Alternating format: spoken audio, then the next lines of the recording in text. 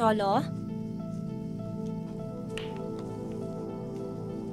Honey?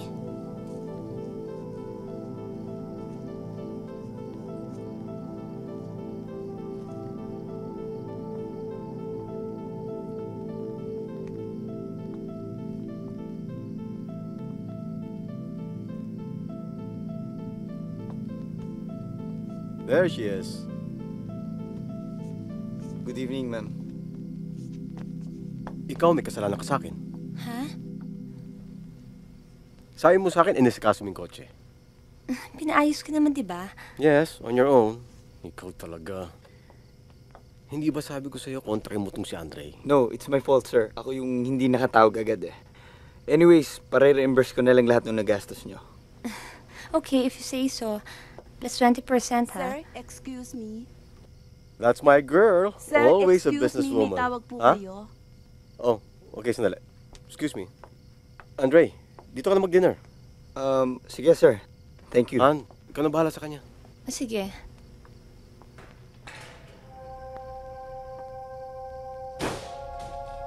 Ano bang kailangan mo sa akin? Gusto lang naman kita makausap eh. Kaso iwas ka ng iwas. Natanggap mo ba yung mga roses? May asawa akong tao. At may girlfriend din ako.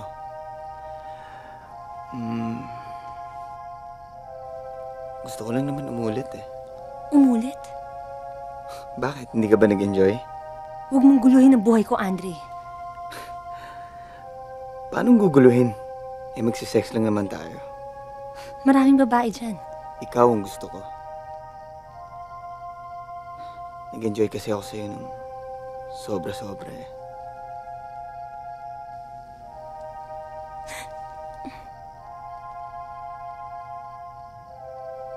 Alam mo bang kausap lang kita, tinitigasan na ako.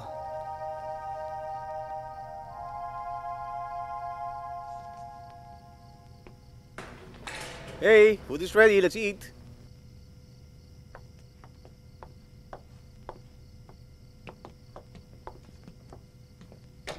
Next time, drop by kayo doon sa bar. Treat ko. Sinabi mo yan, ha? Just text me. Alam nyo, Saturday nights are the best. Teka muna, kukumbinsihin ko muna itong asawa ko. Ayon-ayon ito nagpupuyat eh. Maybe one of these days. Promise? Oo ba? O, paano? Ayos na tayo. Salamat, ha? Ako nga ang dapat magpasalamat eh. Kung alam mo lang, pare.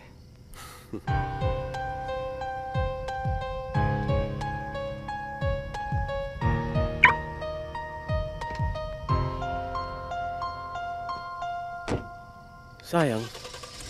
Sayang. Ang buhay ng batang yan. Sayang. Bakit mo naman nasabi yan? Walang laman makipag-usap eh. Mukhang walang ambisyon. Mukhang may pera lang ang pamilya niyan. Crush ka, napansin mo? Ha? Halata naman sa kilos eh. Ano ba yung pinagsasabi mo? Proud naman ako eh. Sorry na lang siya, akin ka na eh. Halika na.